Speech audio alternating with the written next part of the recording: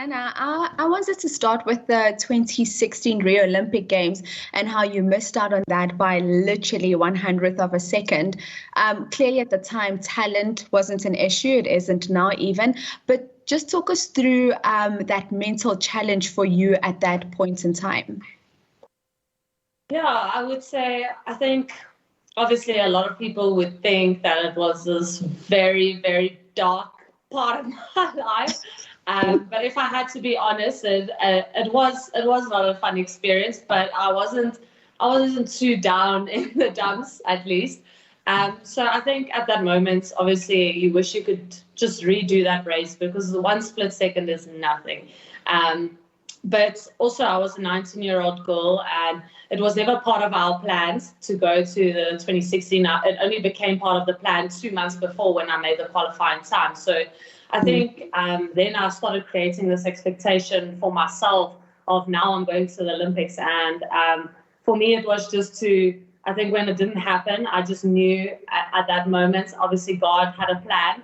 I might not never understand the plan, but and I might not maybe trust him in knowing what he has in store for me. But looking back now, I've grown so much personally and emotionally and spiritually, and to be where I am today. So I think for me to go to the Olympics at, I don't know, this age and who I am today was much better than who I would have been when I was a 19-year-old girl. So yeah, it was a tough time, but I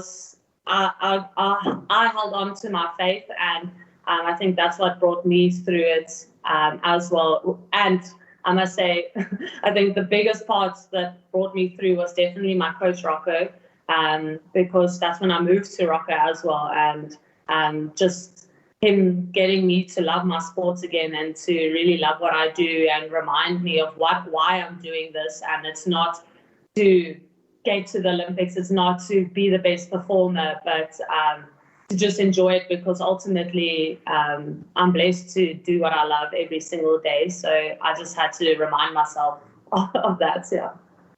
Certainly. Now, you also talk about the plans that you had for yourself and how trying to get into Rio 2016 was a last-minute decision. But let's talk about the path of progression that you and your teammates at Tuks have, just in terms of pacing yourself and preparing yourself for the Olympics, which can be really a long 4 years, which is quite lonely and lots of hours spent in the pool.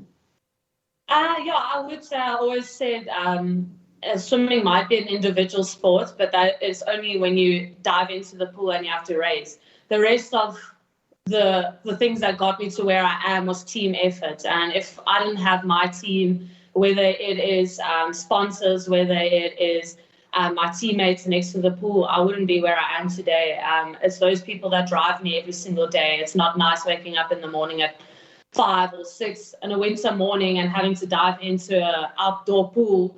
But at least I knew everyone there felt the same as me. So for me, it was just nice to have that team. And for me, that's the most fundamental part of my success is the team effort that came from it. So I'm very grateful for the people in Tuks, and we have amazing athletes at Tuks as well. I mean, we had 3 going to the Olympics already from Rocco's squad. So the level of performance in our team is so good as well. So it pushes you every single day to just be better.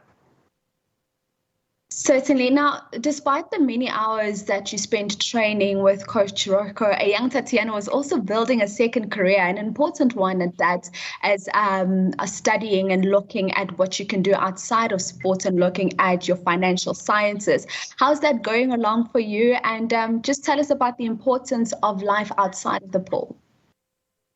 Yeah, I think it's very important. I think swimming is going to stop eventually, and it might stop through my age, but it might also stop through injury and stuff. So it was so important to have something to fall back on. And for me, that's why for me personally, it was such a great partnership to be also with Discovery, is because they have that balance. They like balanced lifestyle, and they like focusing. Swimming is not just that happens now, but it's shaped so many characteristics in me for further in life.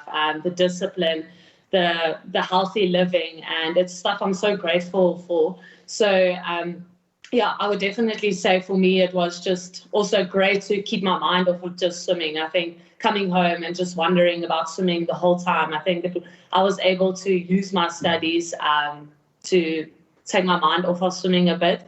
So it created this balanced lifestyle for me. So yeah, I was very blessed and so happy that I actually passed and I got my degree. So yeah, it was tough. I wouldn't say it was easy. It took me a bit longer than a normal person would have done it, but it's fine. Better late than never.